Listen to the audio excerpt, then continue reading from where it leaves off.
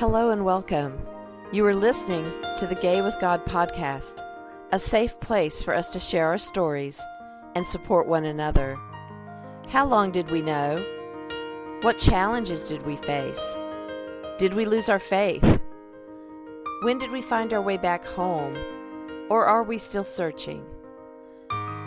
The stories you hear on this podcast will melt your heart and strengthen your belief that in God, all things are possible, and you can be authentically gay with the God of your understanding.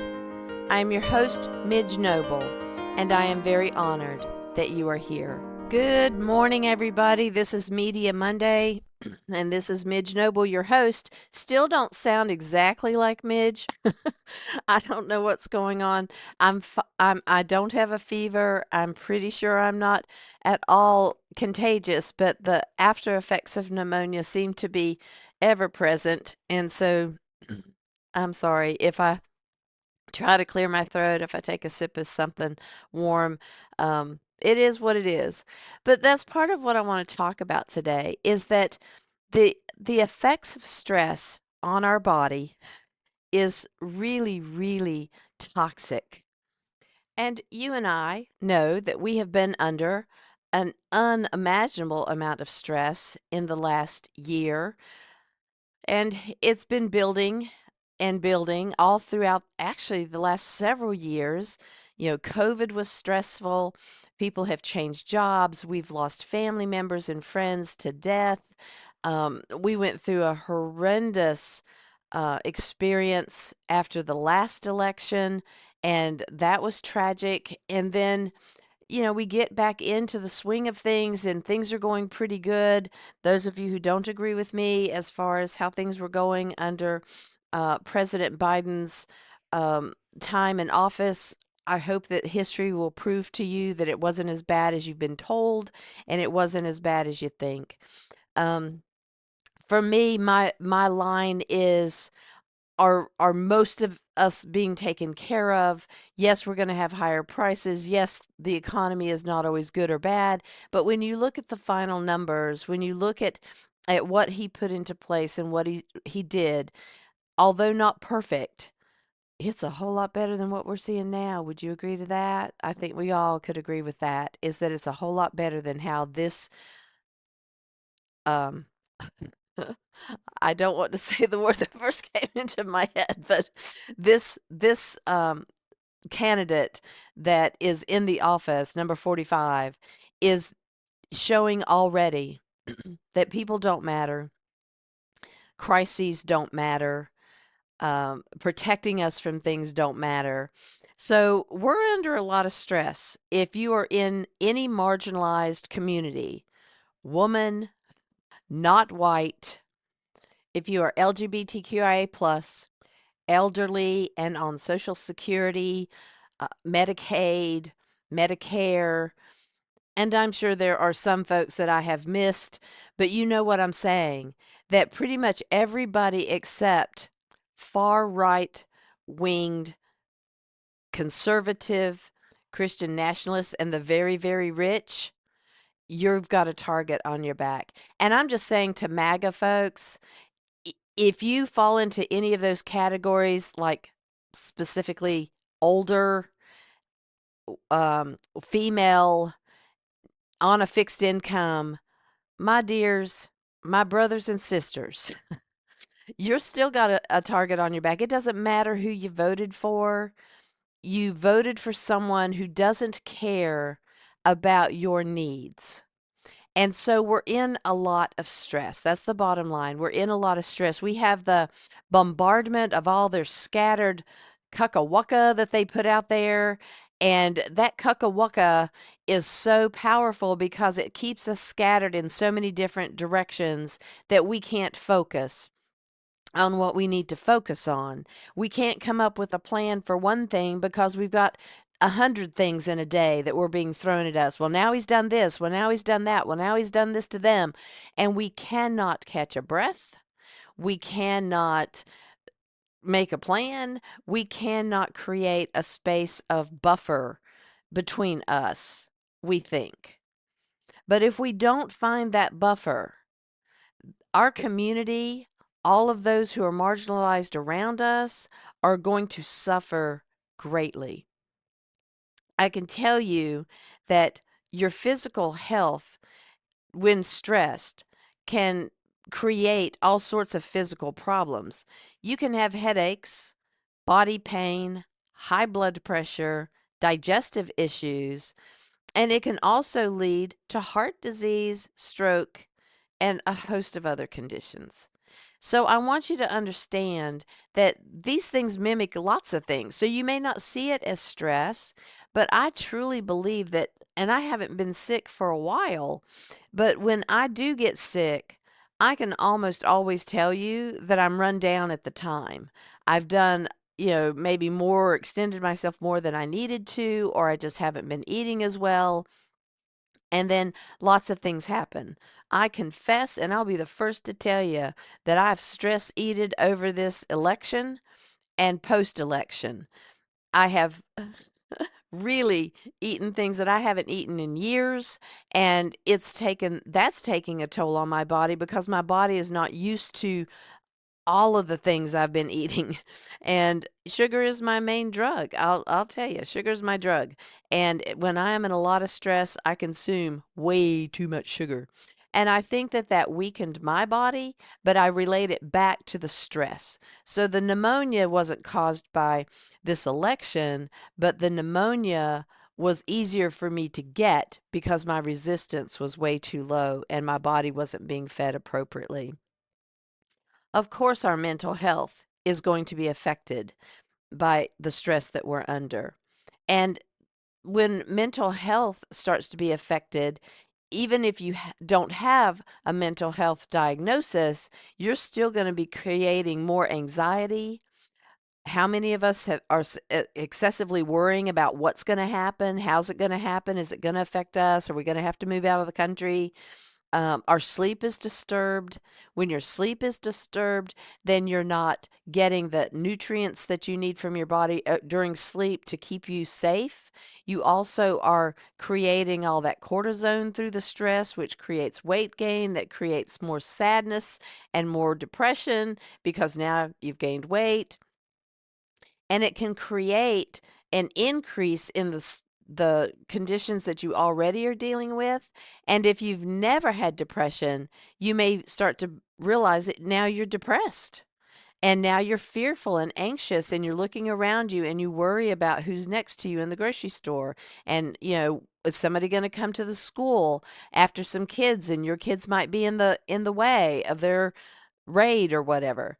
I cannot even believe how much stress the schools are in right now with children that they know are probably not documented, but they don't track that kind of stuff. That's not their job. Their job is to provide education to kids from the age of this to that.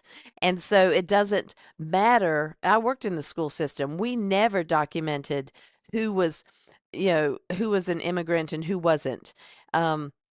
Basically, we're all immigrants, people, except for the Native Americans, and now they're even coming after them. So, all of this built up fear of the what ifs. What if I send my kid to school and instead of it being a gun fear that you probably have every single day when you take your kids to school, now we have to worry about somebody raiding the school. Now, I saw a report, and if you follow me on Facebook, I posted this report from out of Chicago where this school did an exceptional job of keeping their kids safe and dealing respectively with ICE that showed up at their door. And they were able to get through that event without any kids being harassed or taken. However, the what if is, well, what if they didn't listen to the school? What if, police followed those agents and got in anyway? What if, it got violent and your kids were in harm's way? I don't mean to add more stress to you, but it's true. That's what we're all thinking, right? We're all thinking about, okay, that may not be my situation, but what if I'm in the crosshairs of that situation? And just like the meme that I posted today on Facebook because it's Holocaust Remembrance Day. So, we keep thinking that, oh, that's not me, it's them, so I don't need to do anything. Oh, they came for them, but that's not me, so I don't have to do anything. Eventually, it gets to us. So I might be under the radar a little bit in my community, but really not. Because if anybody knows me, they know I'm gay. If anybody knows that I'm gay, they know I'm married, legally at this point. And yet we wonder what's going to happen to that? What's going to happen? And we just don't have the answers, which creates a lot of stress. Our immune system, which I was talking about earlier, is definitely affected during stress. Our immune system can get disrupted under stress, and it makes it harder, like I said, to fight off infections. And then even, have you noticed that you've maybe gotten cut recently, or you got a bruise and things just aren't healing as well? They also talk about that our ability to heal our own bodies gets disrupted, and it's hard to recover from wounds. So I thought that was, I'd never seen that before. I was looking up the effects of this online, and that's what it says, is that we could start to not be able to heal and recover from wounds as quickly. We've also mentioned that it disturbs our sleep, and that really has a lot to do with not only weight loss, it has to do with how well we function, what we're paying attention to. Lack of sleep disrupts our ability to focus, and when we can't focus, we may not do as well on our job, we may get in trouble with our boss, we may get suspended from our job for a while, or we might have to pay a fine, who knows? Some folks oversleep because they're not sleeping well, but then all of a sudden they get to sleep in the wee hours of the morning and they don't hear the alarm. And I remember when I was working in mental health with folks, they had what's called demerits. And it's like you are only given so many times that you can have a day off. And if your kid doesn't get picked up by the school bus and you can't leave them at home and you have to find a way for them to get to school because you have your car and you're supposed to be at work, but you can't go to work because the kid's got to get into school, they can't stay alone. That's one demerit. They don't care what it's for. You can't say, well, I was at the doctor, I was at the emergency. They don't care. If you're out of work, that's a demerit. And you have so many demerits and you're just fired. It's in the contract that you sign when you get there. You know about it and you can't do anything about it. I had several clients that had to cancel their appointment with me and their kiddo because they had to be at work. They had changed their schedule at work and they could not miss work. And so even though they had an already set appointment, they couldn't say, well, I'm already scheduled for my kid to have therapy. I can't go. So I was always the one that if they had something else to do, it's like, well, we can blow off therapy because, you know, I'm not paying for it. It's okay. There's not going to be anything retribution wise if I cancel therapy. And I totally did understand their situation. And I always thought it was so cruel to have such a tight, rigid rule about absences.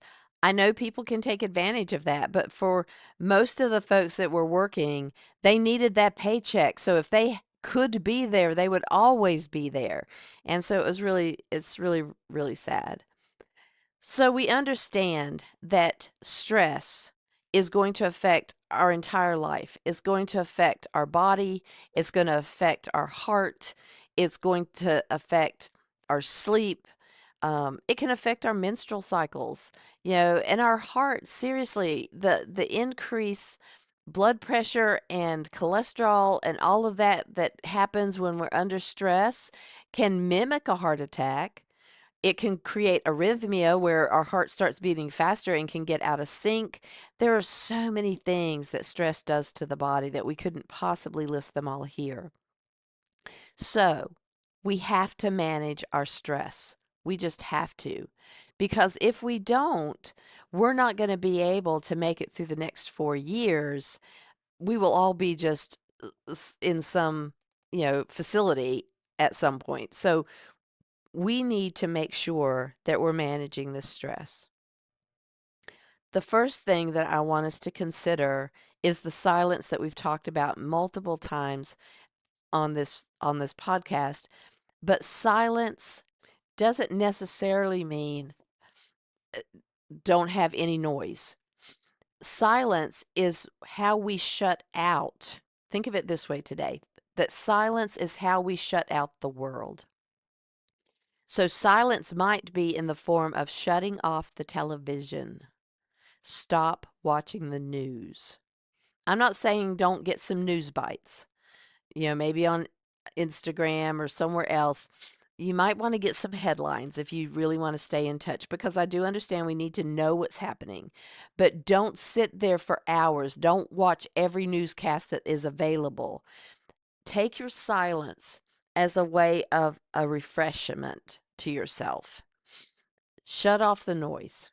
And by noise, I'm talking about all of the rhetoric that we're being exposed to, all of the back and forths, the interrupting each other, all of that creates stress too, because if you hate interrupting as much as I do, watching something where somebody is going back and forth and nobody gets to speak, so nothing really gets done, drives me nuts.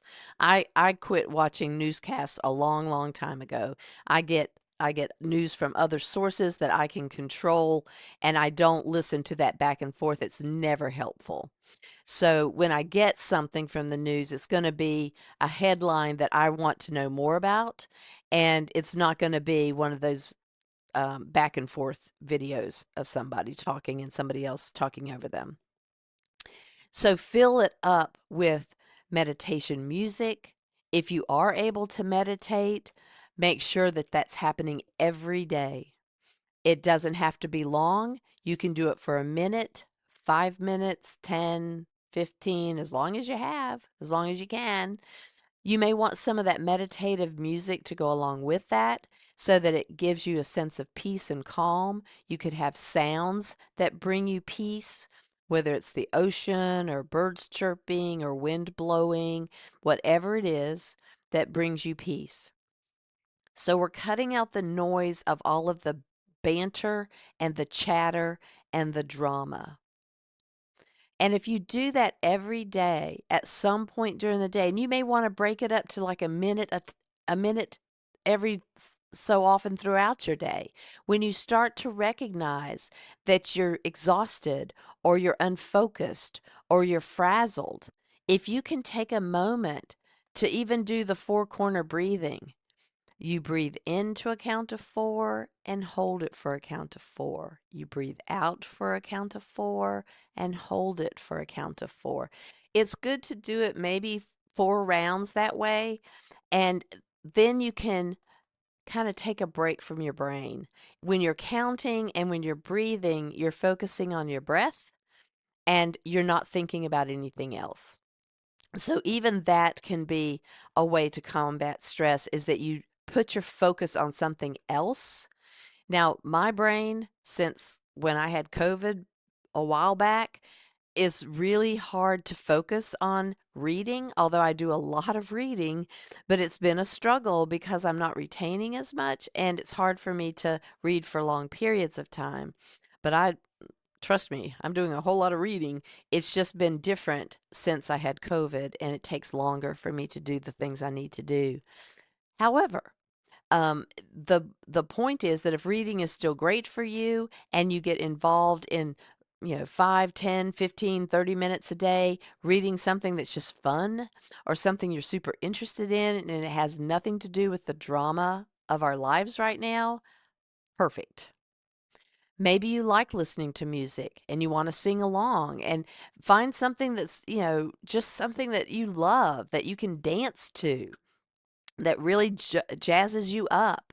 That's a wonderful way to not only get rid of some of the stress by doing something physical, it's also a great way to work on those extra pounds we may have put on since the election or since Christmas or Thanksgiving or all of those combined. And then that's one less stress because now you're back into movement. You can walk if you don't like to dance. You can do stretches. You can do yoga. So, whatever it is that you like to do, and you're moving your body and you're focusing on something completely different other than everything else around us, take a mental and physical break from the day. If you have a lunch hour, maybe you want to do a walking lunch hour while you're eating your lunch. If you carry something that you can eat easily, maybe you want to walk to the restaurant instead of getting a cab, or maybe you want to increase the steps in your building and take the steps instead of the elevator. So that could be a time where you just focus on breathing, doing those breaths, counting the steps, and just take a break in your brain for a little bit. Managing the stress alone is really super hard. Laughter is amazing during stress because it's a way to express all of that anxiety that's inside. But it's so if you're hanging out with your pals, your besties, and you're belly laughing, you're going to feel so much better. In community, we feel better, and we feel better after having a good old rip roaring laugh session. So make sure that you're staying in community. And I really appreciate those of you who have reached out to me just to ask to have a moment of my time and to just be present with you. So, for those of you who may feel isolated, you may feel like you don't have community, I am always available to be able to talk to you on a Zoom call and be able to be face to face with you. So, if you need that, email me at empoweredmidge@gmail.com and request a time to FaceTime with, well, it's not really FaceTime. I do it on Zoom because I need to schedule it that way. But if you can Zoom, we can meet. Someone the other day, couldn't Zoom right now, but they were able to have a conversation. It will be shorter. I can't do a whole hour of it, but it could be shorter if we just email each other. If you need to, email. If you don't want to have anything in writing, and I totally get that. If you don't want it out there somewhere floating around, um, let's Zoom together. I don't record this, so we can just have a conversation. I want you to have a touch point. I want you to know that you're not alone. I want you to know that we are all going to make it through this, and we are all going to have experienced growth through this horrendous time during our life. I'm not cutting it pretty now. I'm calling it horrendous because even if they don't specifically do something to me, which would be really surprising, but if they don't do something to me as a gay woman married to another woman, um, I still hurt when I'm watching what's happening to people who are on the chopping block right now. So when I know that rights are being taken away, when I know that medications are going to go back up again after President Biden had successfully lowered the insulin, I hurt for the Native Americans who are being brought into a conversation, who are the only ones who aren't immigrants, by the way, people. Oh, the ignorance just amazes me, really. It amazes me. But so I hurt for my Native American brothers and sisters. I hurt for my black and brown brothers and sisters who have been on the chopping block forever. We have been too, but it's been silent. And now, I have been very concerned, and my heart hurts for our trans brothers and sisters.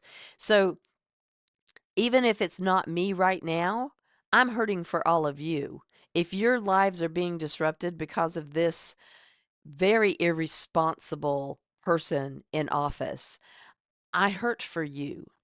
And so if I can be there as a touch point for you, I would love to do that. So it can be a visit. You can have a confidential session with me that would also be complimentary. And if you wanted to engage in long-term coaching with me, then we could set up appointments. But this is something that I need to do for you. I want to be there if you need me. So you can email me at empoweredmidge@gmail.com, and in the heading just say I need to talk, and I'll know that that's not a spam thing, that's what we've said. I need to talk, and we can schedule an appointment to get together on Zoom and find out how we can serve you best. So I know that we're going to make it through this. We've made it through really, really bad things before, And it will be harder this time because they are more organized. However, there are still a lot of good people in the world, and there are still people in Congress who are trying to fight for us. I think there are some very intelligent, caring Republicans that don't want to be a part of all of this, and I think that they will be helping us. I don't know how much, but I know that there are some people that are Republicans that are not going along with all of the travesty and the inappropriateness of number 45 and everybody in the regime of number 45. So I do believe that there is hope, and we need to take care of ourselves so that we will be above ground and still breathing on the other side of this. And if you're listening to me from a different country, I know that you also feel the stress of this. I know that because we are going to be, once again, alienating ourselves from the committees and the groups that are there to protect our earth, that are there to protect each other from other countries that are wanting to hurt all of us, that we are now not going to be your partner in that, because number 45 is going to take us out of, you know, all of the things that are good for the earth and good for each other. And so I'm sorry. I'm apologizing from the United States of America, not because I'm part of the problem, but because I know that we are the problem right now with number 45 in charge. And so I apologize for everything that's going to be worse for you, because this person in leadership right now is worse for all of us. So I'm sorry. And I hope that we can rectify this sooner than later. We're just going to, again, have to wait and see. And that's really hard. So take care of yourself. Get back to doing the things that you love. Get back to buffering yourself from the insanity. Check in periodically. Check in small doses. And create a better place for you where you are right now, with music, exercise, nature, meditation, church, joining groups that are healthy and uplifting. Be the change for you that you need right now to get through what's ahead. You know I love you, and I'm here for you. Thank you very much, guys, for spending this time with me and for honoring me with your presence today. Check out our Facebook group, Gay with God, on Facebook, where we do a group, My Faith Journey. That's a great time to be in community with us, and it's always a really, really wonderful time. Tonight, I will not be holding that group, but we have rescheduled it for this Thursday at on January 30th at 6:30. So in order to make that group, if you want to join us and check it out, go to Facebook, to the Gay with God Facebook group, answer all the questions so that I can invite you inside. I need you to answer all the questions so I can invite you inside. And then you will see the Zoom link in the featured section for that Thursday night group. It's usually on Mondays, but I'll tell you later what I did tonight. Which I don't know how it's going to work out for me, but I'll tell you next week how it went. And then I can see you guys on Thursday.